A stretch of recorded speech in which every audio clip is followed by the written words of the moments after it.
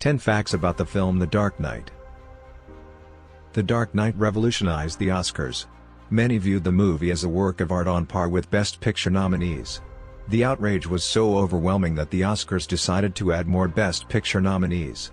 Christopher Nolan's second Batman film has a more sophisticated narrative. Number 10. Nolan wasn't concerned with the Joker's genesis.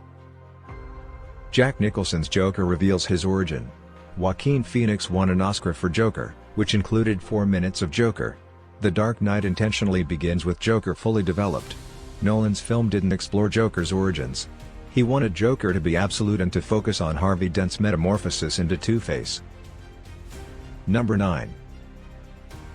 A few people expressed interest in playing Joker, but Nolan was not one of them. The Joker is arguably the most well-known villain in comic books. Even though Nicholson had previously played the clown prince of crime in an iconic way on the big screen, and shout out to Cesar Romero as well, others still entered the competition. Paul Bettany, Steve Carell, and Adrian Brody were just a few of the actors who expressed interest in playing the Joker. But Nolan insisted on Heath Ledger from the start since he had long wanted to collaborate with the actor. Number 8. They, unsuccessfully, tried to hide what they were filming. In order to avoid drawing too much notice, it is customary for major motion pictures to shoot under a fictitious identity. The Dark Knight also attempted that while filming in Chicago. They stated that they were filming Rory's First Kiss, a motion picture. The confusion was short-lived, though, since it became apparent that Rory's First Kiss was actually a Batman film rather fast. Number 7. Nolan wasn't concerned with the Joker's genesis. We learn the history of the Joker thanks to Jack Nicholson's portrayal. We just witnessed Joaquin Phoenix get an Oscar for the role of the Joker, who appeared for only around 4 minutes in the film Joker. However, it was planned for the Joker to be fully developed from the beginning of The Dark Knight.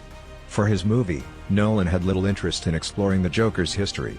He said in several interviews that he preferred Joker to be absolute and preferred to emphasize Harvey Dent's development into Two-Face. Number 6. Ledger worked very hard on creating the Joker. Some actors learn their lines and say them, and that's about the extent of their acting process. Ledger went a little further when working on his portrayal of Joker. In fact, he lived in a hotel by himself for a month working on his voice and posture. He also kept a diary as Joker to get into character as well. Number 5. Two-Face may have been the Hulk. Only Mark Ruffalo auditioned to portray Harvey Dent, who becomes Two-Face, except Aaron Eckhart. He became the Incredible Hulk in the MCU. Nolan considered Eckhart for the main part in Memento. Number 4. Political Dynasty inspired Eckhart. As a result of all the lip-licking, Ledger has said that his Joker was somewhat inspired by a lizard.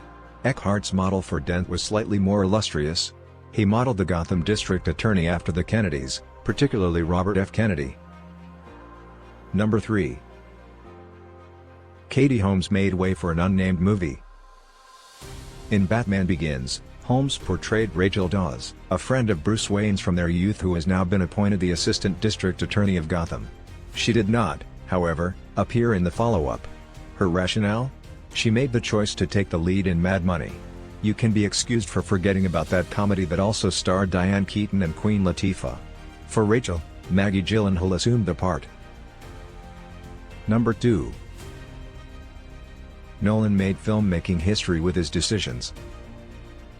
Because he loves the big screen so much, Nolan put off the digital distribution of Tenet for so long.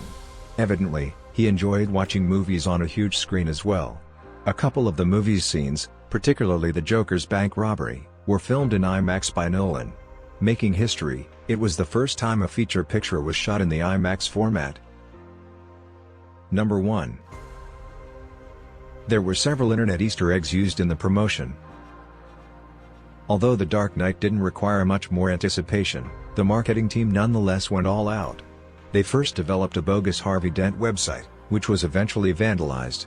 Then they introduced whysoserious.com, which made allusion to what would eventually become the Joker's catchphrase. To access items like fresh images of the Joker from the movie, that website pushed users on scavenger hunts.